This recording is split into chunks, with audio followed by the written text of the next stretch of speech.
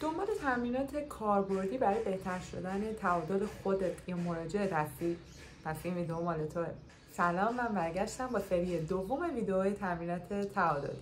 فقط قبل از اینکه ادامه ویدیو رو ببینین اینو بهتون بگم که اگه ویدیو اول رو ندیدین حتما برید اول اون رو ببینین، به خاطر اینکه این سری تمرینات درجه سختیشون از پایین به بالاست. یعنی تمرین اول و دومی که توی ویدیو قبلی بود بهتره اول انجام بشه و بعد از اینکه تو اونا پیشرفت کردین به تمرینات بعدی که توی این ویدیو دارم توضیح میدم برسید. راستی من کیمیام، یک کاردرمانگر و به چنل اوتی جرنی خیلی خوش اومدید. خب تمرین بعدی حرکات تعادلیمون اینجوریه که شما 4 تا آجر یوگا رو به شکل مربع روی زمین میذارین که میتونید توی ویدیو ببینین و با این چیدمان میشه 2 مدل تمرین انجام داد که در واقع تمرین سوم و چهارممونه که قراره بهتون توضیح بدم. برای تمرین اول، یعنی مدل اول این چیدمان، شما از مراجعتون میخواین که بیاد روی سری آجرهای عقبی وایسه. من معمولا از مراجعینم میخوام که با پای ضعیف‌تر شروع کنن. حالا شما میتونین با توجه به سطح توانایی مراجعه های خودتون بگین که با پای قوی‌تر شروع کنن. اون دیگه یه تصمیم کلینیکال درمانی که شما باید در واقع در اون لحظه با توجه به شرایط بیمارتون بگیرید. نحوه انجام این تمرین اینجوریه که شما ازش میخواین که اول یک پا رو، حالا برای مثال پای راست رو از آجر عقبی سمت راست که وایساده روش بذاره روی آجر جلویی سمت راست و بعد با وزن انداختن روی اون پای اول که حالا تو مثالمون پای راسته، پای چپ رو بیاره روی آجر جلویی سمت چپ بذاره. شما خود این تمرین رو میتونید به 2 شکل در واقع انجام بدین.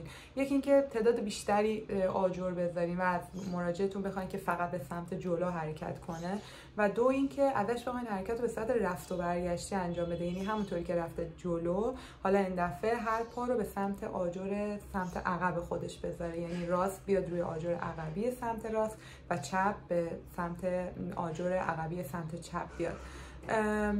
این مدل حرکت، یعنی این رفت و برگشت انجام دادن، تعادل بالاتری میخواد، هماهنگی خیلی بالایی میخواد بین 2 تا پا و بین قسمت‌های مختلف بدن و همچنین عضلات بیشتری مثل همسترینگ و گلوتئال رو درگیر میکنه. حالا با توجه به سطح توانایی کیفتون و استقلالش میتونیم که تمرین رو اینجوری تغییر بدیم. حرکت چهارم که در واقع مدل دوم این چیدمان مربعی آجر هاست که گفتم، اینجوریه که از مراجعه میخوایم بازم روی سری عقبی آجرها بمونه و بعد یک پا رو باید ثابت نگه داره. حالا باز مثال میزنیم پای راست، یعنی پای راست رو روی آجر عقبی سمت راست ثابت نگه داره، بعد پای چپ رو ابتدا روی آجر جلویی سمت چپ بذاره، حالا توی تصویر میتونید ببینید، و بعد بلند کنه روی آجر جلویی سمت راست بذاره، یعنی پا رو کراس کنه. این قسمتش سخت‌تر و دشوارتره به خاطر اینکه کلا کراس کردن یا ضربدری کردن پاها معمولا تعادل بالاتری میخواد. حالا این قسمت رو میتونین ساپورت بیشتری مراجعتون بکنین یا اینکه بذارین اول اون حرکت‌های دیگر رو به مهارت کافی برسه بعد به این مرحله برسه. برای اینکه هماهنگی 2 طرفه رو درگیر کنین میتونین که از مراجع بخواین که حرکات رو به صورت یکی در میون، یعنی یک بار پای راست و یک بار پای چپ رو انجام بده. اما اینکه به این صورت انجام بشه که یک بار پای چپ رو به صورت مثلا 10 تکرار انجام بده و بعد پای راست رو انجام بده قابل اجراست و باز هم همه اینا ربط داره به شرایط خود مراجعتون و اینکه روند درمان چجوری پیش میره. نهایتاً میرسیم به تمرین پنجم، یعنی تمرین آخرمون، و این تمرین خیلی مفید و کاربردیه برای افرادی که دچار مشکل تعادلی هستن، مثل افراد با بیماری MS و نحوه انجامش هم اینجوریه که مثل تصویر 3 تا آجر جلوی مراجعتون قرار میدین.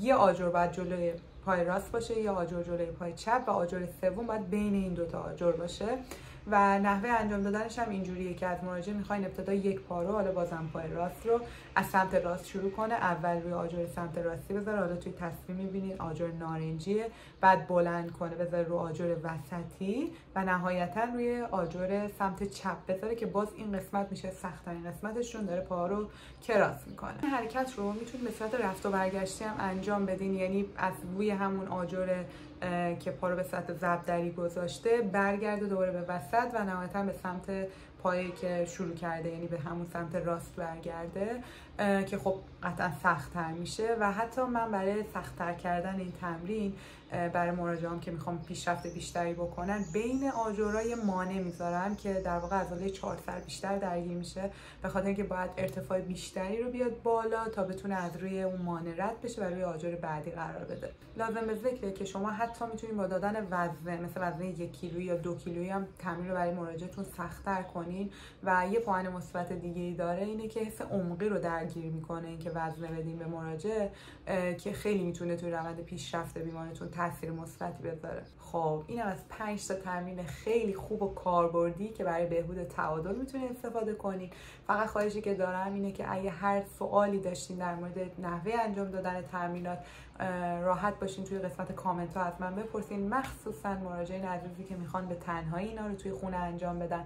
حتما اگه سوالی بود برام بنویسین، سعی می‌کنم تو کوتاه‌ترین زمان ممکن اونا رو جواب بدم. مخصوصا اینکه اگه وسیله رو ندارین داخل خونه، مثل این آجر یوگا رو ندارین، حتما به من بگین که حالا با توجه به وسایلی که داخل خونه دارین میتونیم از چیزای جایگزین هم استفاده کنیم. خیلی خیلی خوشحالم که تا اینجا با من همراه بودین و خیلی خیلی خیلی ممنونم که این مدتی که من نبودم با چنل من موندین. خیلی برام لذت بخش بود وقتی می اومدم میدیدم برام کامنت گذاشتین. واقعا این اشتیاق رو در من به وجود می آورد که دوباره بخوام ادامه بدم. ممنون میشم چنل رو به دوستاتون معرفی کنین، ویدیوها رو براشون بفرستین، مخصوصا برای اون افرادی که فکر میکنین این مدل محتوا میتونه براشون مفید باشه.